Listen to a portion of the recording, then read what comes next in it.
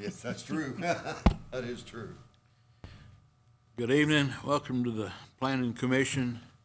We're meeting in an alternate date, and this is Monday, 10 August 2026. Please call the roll. Okay. We're not live yet.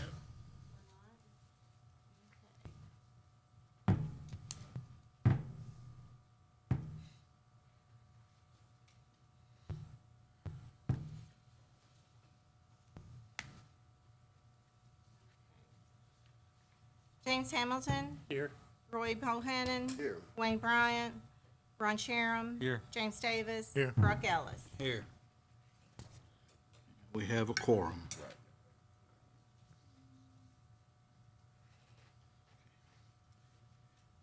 First item is the approval of the minutes of June 1st, 2026. Hope everybody has had a chance to look at them. I'll make a motion to accept as written. I'll second it. Call the roll, please. James Hamilton. Yes. Roy Bohannon. Ron Sharon. Yes. James Davis. Yes. Brock Ellis. Yes. In this day and age, there is no old business there, and the new business is the consideration of preliminary plans for Canyon Ridge. The gentlemen are here to make their presentation for Canyon Ridge, and I had a couple of things that I wanted to comment on, and we'll get really going with it. Number one, if this is a private road and it is looked as a private drive label as such in your packet, okay, the first thing is it is possible to have this gated. If the entrance going up the hill by the police station and that road is ever to be extended, it will have to have its own name if you're going to extend it beyond what's there.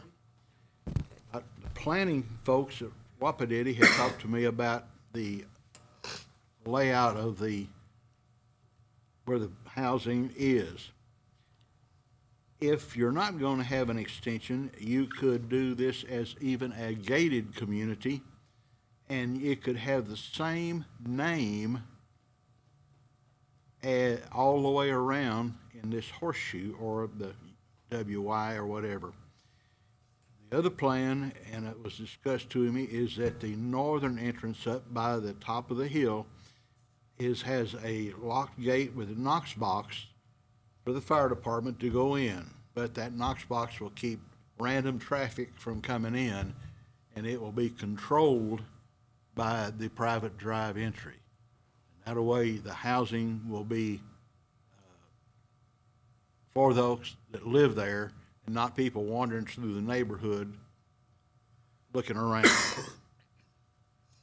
The other thing that goes with it is the potential for the road, if you have to do the road to go down to a proposed storage facility out in the north end of this property, the road that's there is not wide enough, the right-of-way, for a boulevard. And you couldn't call it a boulevard. You'd have to have a road physically wide enough for boulevard standards, and I think that is either 50 or 37 feet right-of-way, and I'd have to go back to look at the specifics of it. But I wanted to caution you about that and let you know about it ahead of time. The other thing, I've looked at the structures. The committee has here, and the panel has looked at these. I think they're well done. I think you'll have an exceptional view from the top of the hill up there. And with that, gentlemen, you're on.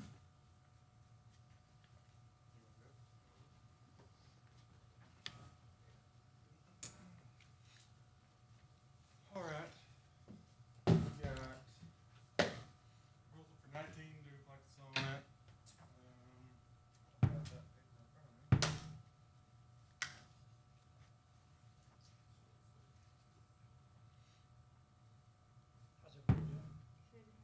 gonna say?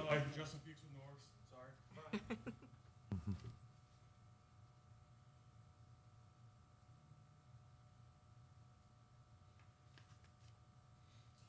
So Steve had mentioned, yeah, the northern entrance for egress would be off of N Street. The proposed method is to have an aqueduct on that and have it gated. There's two tracks to the south of the duplex community, proposed to be future commercial. It's unplatted at the moment, but there is a proposed boulevard coming to the west of that, and it will share access with the Mercy property to the west.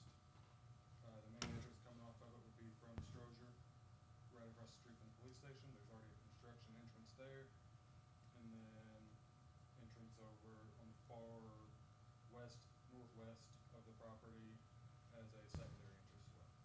And that would be the one going down the hill, as Steve was talking about, that he wasn't sure if we had enough right away there as well.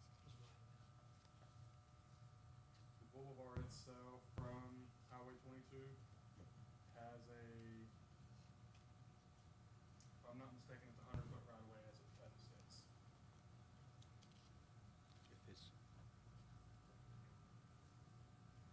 That 100-foot will do it for Boulevard there. I think it's shared with this. Yeah. I think it's because it's shared with that Mercy property that's would be to the south. Okay, that's the part if they're sharing with Mercy, then that will give you the right of way that you need. Okay, if you'll notice, the building setback lines are called out on here. The other thing is, on the utilities, as I read the drawings, it looks as if the utilities will be, the water main will be coming, we know from where you all have already explored. All of them, since it's a private drive up there, it'll be marked with red signs, so we'll know who maintains and who doesn't. The other thing, it'll be identified to the police, and they'll know that. And of course, Tommy with the fire is making sure that he can get in there.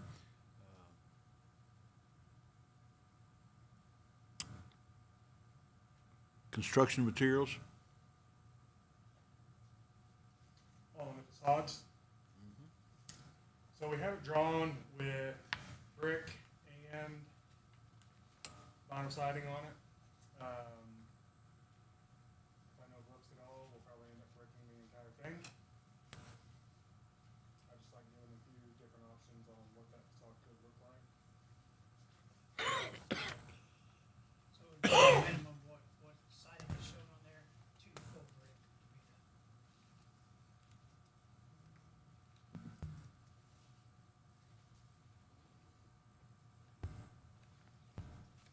This is a personal question. What do you guys think about hardy siding painted? Hardy board is being used out on Chaffee right now. They've approved it into their system. I have had houses that have had it here, have had good luck. That stuff is I guess for word of a proprietary project or product, and with the cement impregnated or the resin impregnated, it holds up better than any siding that they've seen around here. It's a higher sound, higher fire rating? Yeah. And in this case up there, the sound rating will be something, it'll be because you are just to the south of the flight departure and the flight path, and if you've not been up there when they go through, well, you know what you're, well, you know, Thing and a bad thing. having worked out there for 25 years, I'm well versed in it. But, now you will, that's one of the things that's there. The other thing is very carefully, since there are no 3-story facilities up there, they'll be running with a pumper more than likely. I doubt if you guys are gonna need a ladder at any time in the future with 1-story buildings.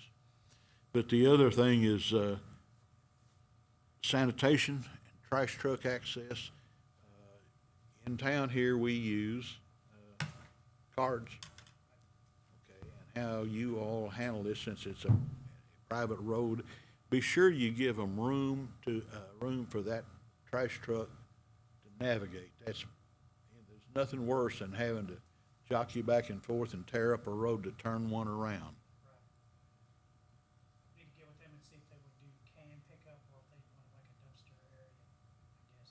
With this, they'll probably do, my first guess would be can pickup, since they're doing that here, and they get the side saddle, and the side saddle is very, very quick, and very agile, and it's a whole lot cleaner, I'll put it that way. So they just need access then. Yeah, access and turnaround room. So, No parking in the street. yeah. You're just about gonna have to have no parking. The north end there where it 90s over in the end street, Mm-hmm. we have since modified that a little bit to do a cul-de-sac right there, like a half cul-de-sac, to allow for turnaround right there. Okay, that'll be a help, because that's one thing, and the parking, the banning parking in the street is most important. From a safety standpoint, from both vehicles and pedestrians and kids, and there's a lot of reasons.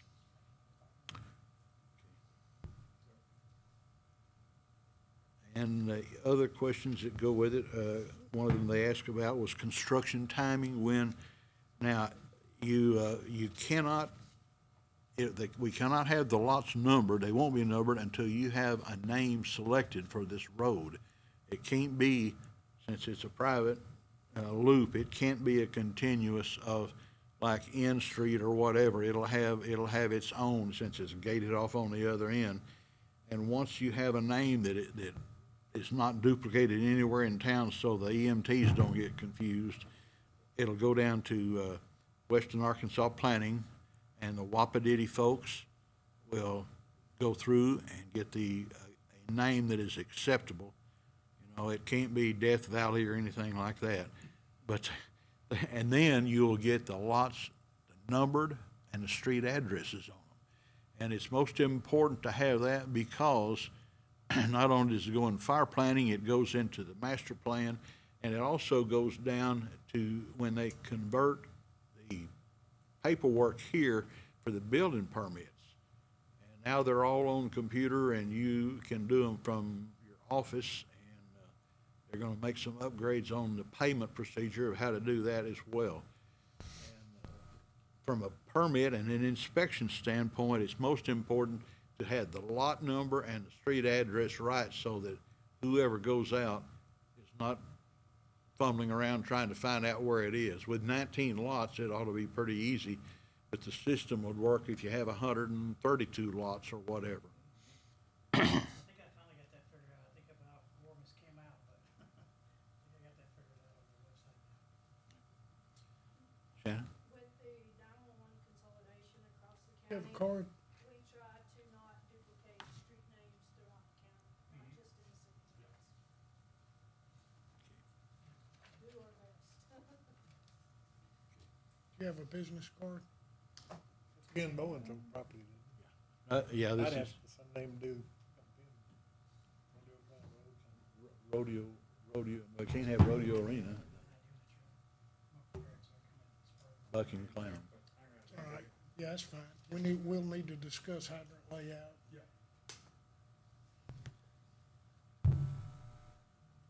The other thing, from a security and area standpoint, we'll need to get with OG&E and make sure that we have the conduit for passage under the street for the cabling.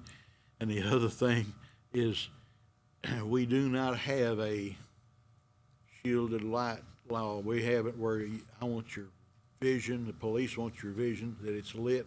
You can see from one end to the other that people aren't doing funny things. There's two ways you deter stuff: either totally lit where you can see, or totally dark where you find a bad guy with a flashlight. I think us three have discussed that a time or two in your office.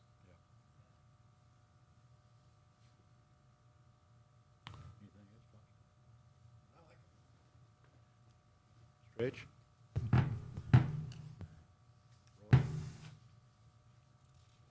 Any other comment? I'll make a motion to pass the preliminary plans. Move to. Second? I'll second it. Got a second here? Okay. Yeah, that'll work. Tommy, anything? No, I'll get with them. There's nothing. Hydrant placement and everything? Okay. Roy, I'm good at good to go? Please call the roll. James Hamilton, Yes. Roy Bohannon, yes. Ron Sharon, Yes. Pancho Davis. Yes. Brock Ellis. Yes. We're there. Your info down, I'll send you the plans and we can kind of plan the meeting together. I'm gonna take a few minutes to talk about our traffic counter that's up here on Church Street. It's west of 8th Street, and the board has asked us, I came up and asked about whether or not we wanted to continue with the traffic light up here and with the left turn rig, and about putting in, since Church now will become a city street. It's gonna be, have signs pulled, and the highway will be moved, and it'll become the city of Barling. Looking forward to it. One of the things that the board asked is that we get a traffic count. And the traffic count before this was up in the thousands of vehicles daily. Something like Church? about, on Church, about 5,000 to 8,000, depending on what the celebration was. And we have had, last week, we had the highest point of any hour was 99 vehicles in any hour. And the week before, we had it at, and we didn't start at the early part, but we had 92 vehicles at 5 o'clock, when the 5 o'clock work hour ended. And Friday, last Friday, we did it Friday morning, and we had a peak of 38 vehicles at 6 o'clock in the morning, which were people that were coming out going to work, primarily, as near as we could figure. The AM peak that occurred, even though the hourly, between 11:45 and 12:45 was 111. And we did it in 15-minute drops. Basically, going up Church Street is, you average it at 99, and that 1 hour, you're, about every minute and a half, you might have a vehicle, but we don't know, because we just set one set up. You don't know if you had going eastbound or westbound, but judging from the time of day, we've got a pretty good idea of when it is. So the question that the board asked was, when I asked about disabling it, see what the real deal was. Because if you have to make a stop sign there, making that left out on the 22 highway and going back west, you need to be very brave and very quick. The other thing is, the highway department had mismarked the signal sensors and the wire loop sensor, and they had marked the stop line so far back that your vehicle, when you pulled up, wouldn't trigger the light. So if you saw the chalk on the road, we went up there and marked it, and we had the traffic guys come down, and TSC marked that and found and traced all the wires in the pavement, because if you remember, they overlaid Church Street. So therefore, they just lost everything and all their back track of where the wiring was, because you could see the wire tracer in the original paving. Well, we've got it remarked, and so I tried it today, and it works now. If you pull up to the light bar, the white bar in the pavement where you're supposed to, it'll turn, and it'll call it. Knowing, the last time we had a problem, with this was when they milled the road about 4 years ago and overlaid 22 highway, and they got right in the middle of the ones going east and west. And if we were out and the police force was out with the drums and the stop signs flagging traffic at quitting time till we got it back up. So the plane is y'all's pleasure. We had an accident here Saturday night? Friday night. Friday night. Over there by the 3-story apartments, and a lady lost her life. Is that between the apartments and, Harps there? Yeah. You're crossing in the dark. The speed,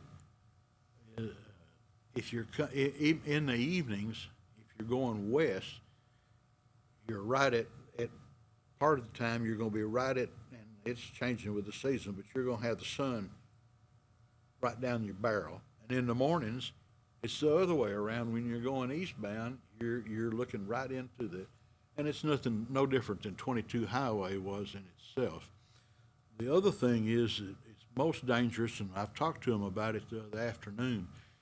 If you've not been on Painter Lane, when you get over on Painter Lane and you go to pull out on the road, if you're coming up Painter going south, and you get ready to make and pull out and head east, you don't have any spare time, because they're come bombing over the top of that hill, and I mean they're flying going westbound. And in the evenings, you've got a fair chance of getting out and making a right hand out of there. And when you're coming eastbound, and this is the one that's the great danger, and when you're going eastbound on the truck route, you got to watch for who's popping out from the side roads there. And this one, that accident over there at between Harps and the apartments, I'm not sure that any lighting would improve it, because you don't pick up, your speed is 50 and all of a sudden it drops down to 45 and then it's down to 35, and you're rounding over the hill and all of a sudden there's somebody right there. And that's about all I want to talk to you about. That. The other thing, I got a call from the highway department, and they're supposed to be here in the middle of August to start the overlays. And we saw them down here the other day, where the little short first story, that's one of them they're going to overlay. They were in there with the highway department crew, and we had our hopes up, but I figured it'll be the middle of August. They got 3 towns to do: Midland, Hartford, and Barling in this grant money. And they've got till the end of November to finish it. So if they got work somewhere else, they'll finish there before they pull up and come up here. But other than that, that's all I had. Motion to adjourn. I'll make a motion to adjourn. I'll second it. We're adjourned. Thank you.